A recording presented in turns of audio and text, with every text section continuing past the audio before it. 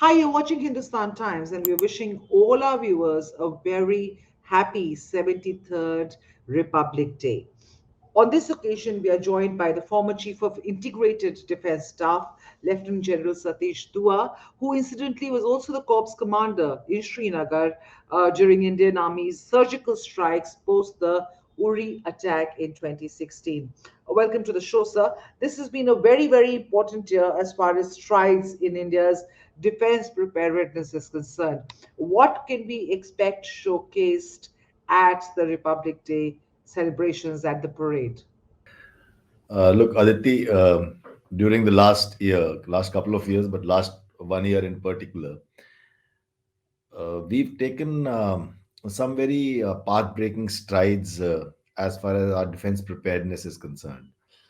You see, preparedness means a larger component of preparedness is to do with modernization of armed forces. And as far as modernization is concerned, it has two components. It has the import component and the domestic component. Import component becomes very tricky as far as defense matters are concerned, because not every country that manufactures a particular weapon platform, ammunition, or equipment is willing to part with it. If they are willing to part with it, then they are choosy about whom they give it to, depending on which a country is aligned with which sort of dispensation, and aligned with other countries, and if it poses a threat to that country itself and or their allies, and so on and so forth. So it's not purely a commercial deal only, while that is also true. So and in the last couple of years, there has been an emphasis, rightly so, on Make in India.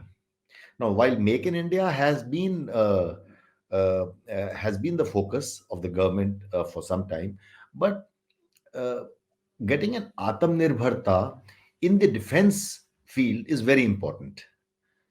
No country can afford, or can think of or dream of being a regional power uh, based on foreign equipment. So we have to become self-reliant, or at least self-reliant to a great degree. So to that extent, what has been done is an impetus has been given to domestic production and quality controls. Also, at places, we have accepted something which is not top of the rack, but we hope that with we meaning the forces have accepted. Uh, we hope to get product improvement instituted and get the product improved as the time goes by. Take the light combat aircraft Tejas, manufactured by HAL. It may not be top of the line today, but it has the potential to get there. So the Indian Air Force has ordered LCA Tejas in a big way. Over the next 10 years or more, we are going to get 123 aircrafts. That was just an example. On the other side, what the government has done, we have uh, corporatized the ordnance factories. Ordnance factories were not, the public sector was not performing to their full potential. They had become sarkari, so to say, in manner of speaking. Uh, by corporatizing it, it builds in more competitiveness, it builds in more accountability into the systems, and that will lead to better efficiencies and better products as well. So, and the third and the last thing I like to mention in this line is a lot of incentives are being given to the MSMEs. A lot of incentives are being given for innovation by the academia, the IITs, and so on. Uh, uh, Between this, the academia and the MSMEs, we are going to be able to script our the success stories. I'll give you an example here again.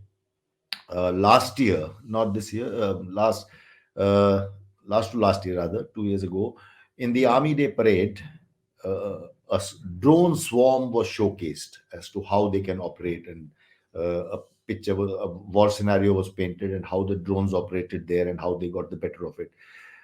Within 10 days, a huge, massive order was placed with that firm to purchase the drones for the armed forces.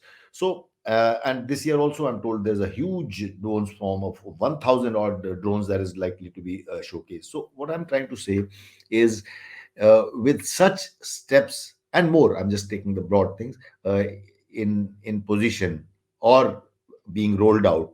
I am sure our Atmanirbharta in Surakshit Bharat is also going to see is also going to come a long way. Air power like the Rafales, the Jaguars, the along with the force multipliers, like the airborne early warning and control systems. They're supposed to or expected to represent India's air power. During these Republic Day celebrations, at a time when India is talking about Atmanirbhar Bharat, you also spoke about it. The foreign origin of these aircrafts is a little intriguing. In fact, the absence of the indigenous light combat aircraft from the Republic Day fly past is also pretty intriguing, don't you think? No, not at all. See, when I started giving you I responded on this thing. I took a lot of pride in what we are doing in terms of Atmanirbharta in the defense field. So I gave you those examples and some of the steps that have been taken in that regard. However, I started off by saying that it has two components. It has the foreign component, it has the domestic component. To be able to become fully self reliant, even if we go full hog, we will take a decade or more. It cannot happen overnight. And till then, the uh, foreign manufactured or import the platforms got by import will stay, and even thereafter. When I said I told you that in a major way we should be self-reliant. No country, not even the United States, can be 100% self-reliant. So we will always continue to have the foreign component. They are the pride of our, today they are the cutting edge. The Rafale fighters that we have are the cutting edge of our Indian Air Force. So that remains our capability. We have been able to buy them because the country scripted a growth story and we have money enough to buy them. We have been able to procure them because the countries that give it to us trust us, find us a trusted partner in the global community. So those uh, are not to be looked down upon. They are our cutting edge. I was only talking about how we can sort of move towards Atmanirbharta.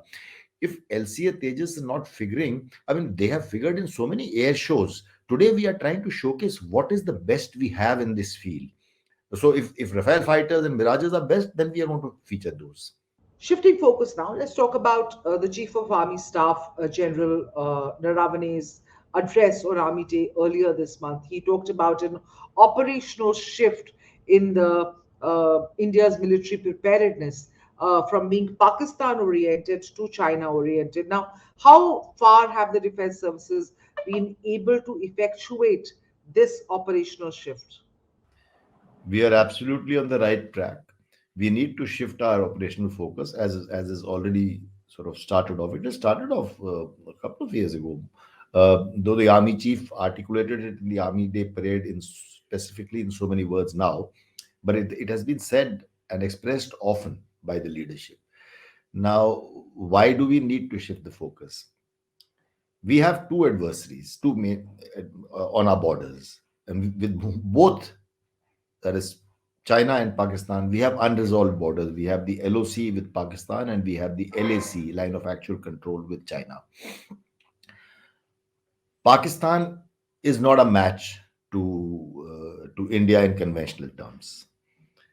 Pakistan has then been throwing the nuclear bogey off and on, but essentially realizing that it cannot match India in conventional terms, they have started waging a proxy war as of last few decades.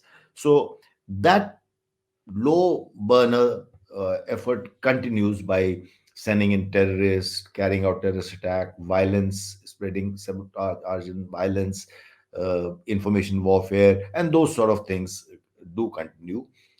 And this is something that Indian Army is grappling with. but it is not going to be any serious threat anytime soon. Pakistan, we all know how weak it is today, economically, politically, etc. So we'll not talk about that. China, on the other hand, is a rising power. China has a stated aim of replacing US as the sole superpower, and they've actually advanced their timelines from 2049 to 2030. So uh, it is also showing increased belligerence with its neighbors, of which we are one. 2 years ago, we all know what happened in Ladakh. They tried adventurism, they tried to come in, they were totally stopped by us. So, Indian Army has managed to had stopped China in the tracks in Ladakh. China perhaps did not expect this kind of uh, resilience or this kind of response, because we matched them, the troop levels and the platforms that were deployed. And with that tenuous two axis, we managed to deploy adequate forces to hold them there. So now we were in a stage of a face off or a stalemate there in terms of deployments. And this has been 2 years now, nearly 2 years. So, what are we doing in the meanwhile? In the meanwhile, we are upgrading our infrastructure on the Ladakh, on the LAC at Ladakh border and other places in the east as well. But today, Ladakh, because forces are poised opposite each other in Ladakh. And the other aspect is upgrading our platforms, our weapon and equipment platforms, to be able to hold the Chinese at the border. So that, to that extent, we need to upgrade. For example, an urgency was breathed into the Rafale fighters and several others. I mean, let me not get into details whether it is S-400 or so many other weapons and platforms, artillery guns, missiles, where we it is with the aim or with a view to contending with China in their provinces, and not so much Pakistan. Pakistan we can match very easily. So that is where lies the rub. We have to uh, we have to match China. China is going to be our adversary, though we are engaging with China politically, diplomatically. Talks are going on, trade is going on. I suppose that is going to be the nature of the beast henceforth. But militarily, we need to be able to hold ours against China. As of today, we are in in a comfortable position, but we need to do more. There's been a lot of talk, sir, this Republic Day about India reclaiming its history and heritage. As a veteran, how do you view this conversation, and how important do you think this conversation is? Well, I suppose you are you Aditi? Are you referring to some of the tunes being changed I'm and some other referring to changes? some of the tunes being changed at the meeting retreat. I'm referring to, um, all this the Netaji hologram that has come up on India Gate as part of the Republic Day celebrations, to be Okay, replaced by a statue later. Yeah. yeah. So you see, change is constant. There is evolution always takes place. For instance, in this Republic Day parade, we are also showcasing our old uniforms. The military contingents are marching with there is a regiment, Rajput regiment to be precise, is marching in the uniform of the 1950s and carrying the Lee Enfield rifle in shoulder arm. That's the way we used to carry rifle in our marching order in 50s. The Assam regiment is wearing the uniform of the 60s and is carrying the point 303 rifles, because that was a rifle that we had in 60s.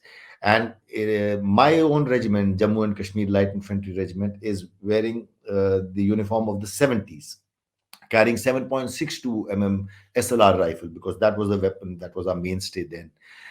The parachute regiment is wearing the new combat uniform. It is a digitized combat disruptive pattern.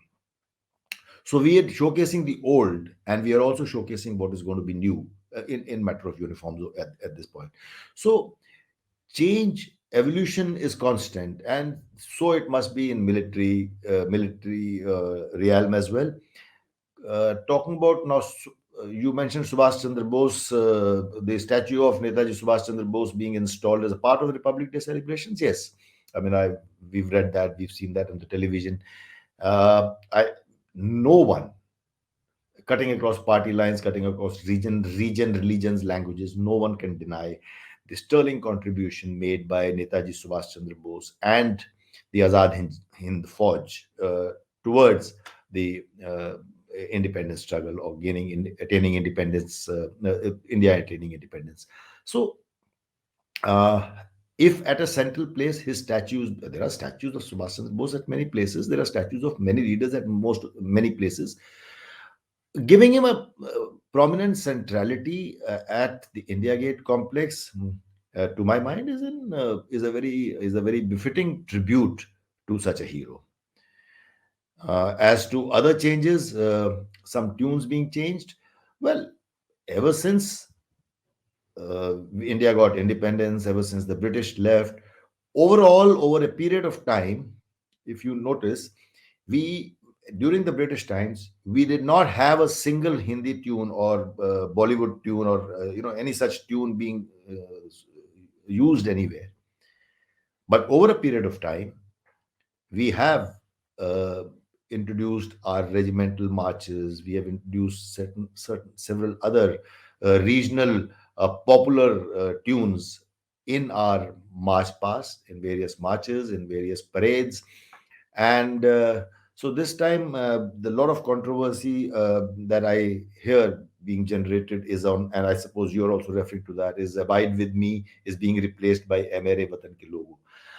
Um, I am now a retired man, but I see this perhaps as one of the changes that is being brought about in beating retreat. And as we have changed a few, and this another change over here, which is quite in keeping with the things I would feel, though I do uh, I do see that there are views for and against, some very strongly, but then that would always happen. Anything that changes, there is always resistance to change, and there will always be two views, and so be it. Thank you so much for joining us for this broadcast. I'm sure our viewers would have gained definite insights from your views that you've shared with us on our platform.